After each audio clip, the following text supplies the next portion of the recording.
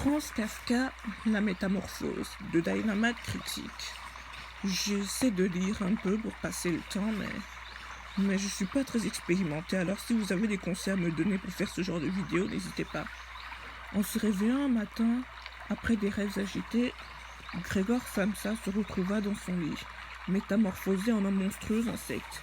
Il était sur le dos, un dos aussi dur qu'une carapace, et en relevant un peu la tête, il vit bombé brun, cloisonné par des carreaux, enfin par des arceaux plus rigides, son abdomen, sur le haut duquel la couverture, prête à glisser tout à fait, ne tenait plus qu'à peine.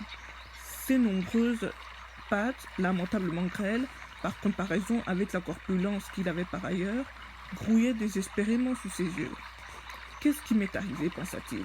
Ce n'était pas un rêve. Sa chambre était une vraie chambre humaine.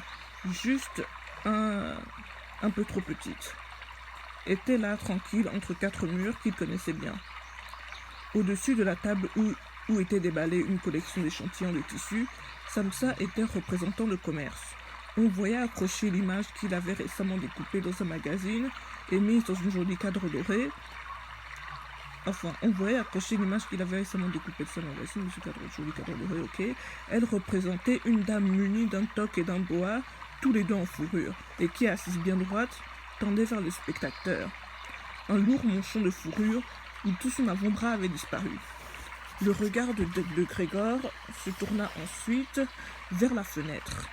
Désolé. Et le temps maussade, on entendait les gouttes de pluie frapper le bord en zinc. Le rendit tout mélancolique. Et si je rendormais un peu et oubliais toutes ces sottises, se dit-il. Mais c'était absolument irréalisable, car il avait l'habitude de dormir sur le côté droit. Et dans l'état où il était à présent, il était incapable de se mettre dans cette position. Quelques énergies qu'il mit à se jeter sur le côté droit, il tanguait et retombait à chaque fois sur le dos, et dut bien essayer 100 fois fermer les yeux pour ne pas s'imposer le spectacle de ses pattes en train de gigoter.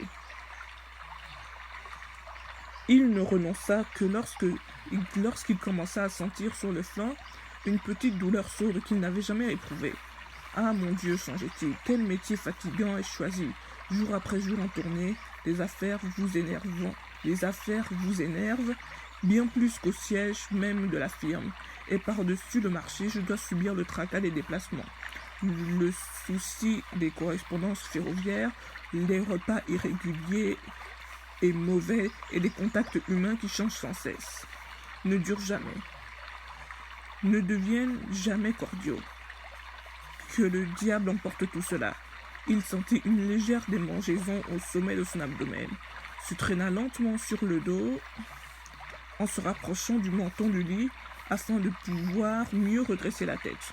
Trouva l'endroit qui le démangeait et qui était tout couvert de petits points blancs dont il ne sut que penser.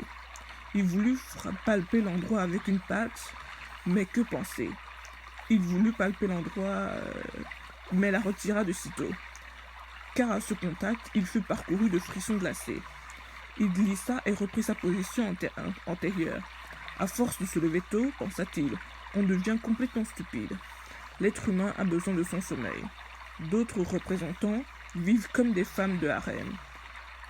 Quand, par exemple, moi, je rentre à l'hôtel, dans le courant de la matinée, pour transcrire les commandes que j'ai obtenues, ces messieurs n'en sont qu'à prendre leur petit déjeuner. Je devrais essayer ça avec mon patron. Je serai viré immédiatement, qui sait.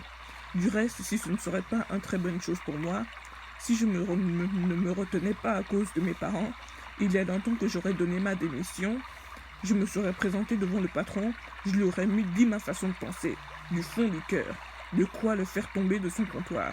Il faut dire que ce ne sont pas des manières de s'asseoir sur le comptoir et de parler de là-haut à l'employé, qui de plus est obligé d'approcher tout près parce que le patron est sourd.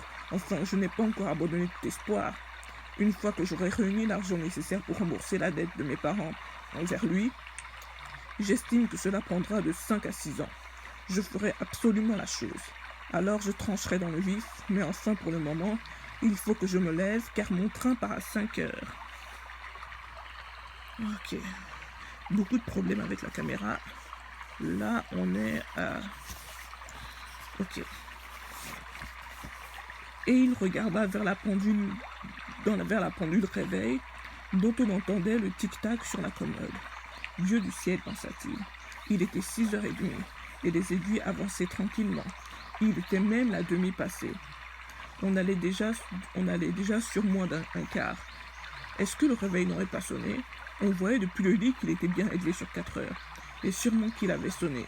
Oui, mais était-ce possible de ne pas entendre ces sonneries à faire trembler les meubles et de continuer tranquillement à dormir? Eh bien, on ne pouvait pas dire qu'il eût dormi tranquillement. Mais sans tout son sommeil avait-il d'autant plus profond? Seulement à présent, que fallait-il faire?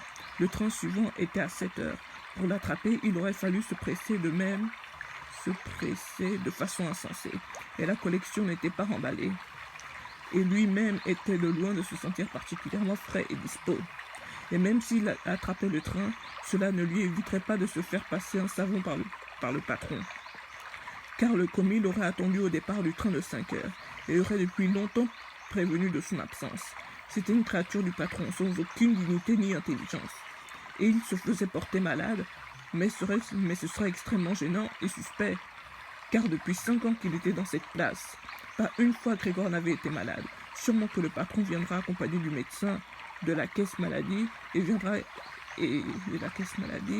qu'il ferait des reproches à ses parents à cause de leur paresseux de fils et qu'il couperait court à toute objection en se référant au médecin de la caisse, pour qui, par principe, il existe uniquement des gens en fort bonne santé, mais fainéants. Et du reste, en l'occurrence, aurait-il entièrement tort. Effectivement, à part cette somnolence vraiment superflue chez quelqu'un qui avait dormi longtemps, Grégor se sentait fort bien et avait même particulièrement faim. Tandis qu'il réfléchissait précipitamment à tout cela sans pouvoir se résoudre à quitter son lit, la pendulette sonnait juste à 6h03. On frappa précautionneusement à la porte qui se trouvait au chevet de son lit. Grégor, c'était sa mère qui l'appelait. Il est 7h moins quart. Est-ce que tu ne voulais pas prendre le train? La douce voix. Grégor prit peur. S'entendant répondre, c'était sans aucun doute sa voix d'avant. Mais il venait s'immoler. Comme par en dessous, un couinement douloureux et irrépressible qui ne laissait aux mots leur netteté qu'au premier instant, littéralement pour ensuite en détruire la résonance, au point qu'on ne savait pas si on l'avait entendu. Grégor avait d'abord l'intention de répondre en détail et de tout expliquer. Mais dans ces conditions, il se contenta de dire « Oui, merci maman, je me lève ». C'est sans doute la porte en bois empêchait-elle qu'on notât de l'extérieur le changement de sa voix, car sa mère fut rassurée par cette déclaration et s'éloigna d'un pas traînant. Mais ce petit échange de propos avait signalé aux autres membres de la famille que Grégor, contre toute attente, était encore à la maison. Et voilà que déjà, à l'une des portes latérales, son père frappait doucement, mais du poing, en s'écriant « Grégor, mais qu'est-ce qui se passe ?» Et au bout d'un petit moment, il répétait d'une voix plus grave et sur un ton de reproche « Grégor !» Et derrière l'autre porte latérale, la sœur de Grégor murmurait d'un ton plaintif « Grégor, tu ne te sens pas bien? Tu as besoin de quelque chose ?» À l'un comme l'autre. Grégor répondit « Je vais avoir fini », en s'imposant la diction la plus soignée et en ménageant de longues pauses entre chaque mot. Que moi, afin que sa voix n'eût rien de bizarre. D'ailleurs, son père retourna à son petit déjeuner. Mais sa sœur chuchota « Grégor, ouvre, je t'en conjure !» Mais Grégor n'y songeait pas. Il se félicitait au contraire de la précaution qu'il avait apprise dans ses tournées et qui lui faisait fermer toutes les portes à clé pour la nuit, même quand il était chez lui. Il entendait d'abord se lever tranquillement et en paix, s'habiller et surtout déjeuner. Ensuite seulement il réfléchirait au reste, car il se rendait bien compte qu'au lit, sa méditation ne débouchait sur rien de sensé. Il se rappela que souvent déjà il avait ressenti au lit l'une de ces petites douleurs causées peut-être par une mauvaise position, qui ensuite, quand on était debout, se révélait être purement imaginaire, et qui était curieux de voir comment les idées qu'il s'était faites ce matin allaient s'évanouir peu à peu. Quant au changement de sa voix, il annonçait tout simplement un bon rhume, cette maladie professionnelle des représentants du commerce. Aucun doute là-dessus. Rejeter la couverture, rien de plus simple, Il n'avait qu'à se gonfler un peu. Elle tomba toute seule, mais suite des opérations était plus délicate, surtout parce qu'elle était excessivement large. Là, je suis à la page 12 de Franz Kafka, la métamorphose, et je n'ai pas très bien géré. On peut voir que c'est une image que j'ai eue sur internet, et j'en suis désolé. C'est la première fois que je fais ce genre de vidéo. Donc j'aurais besoin de vos conseils. En plus, j'ai des problèmes avec ma voix. Alors c'était Dynamite Critique, lisant un extrait de Franz Kafka, la métamorphose. Sur ce, salut.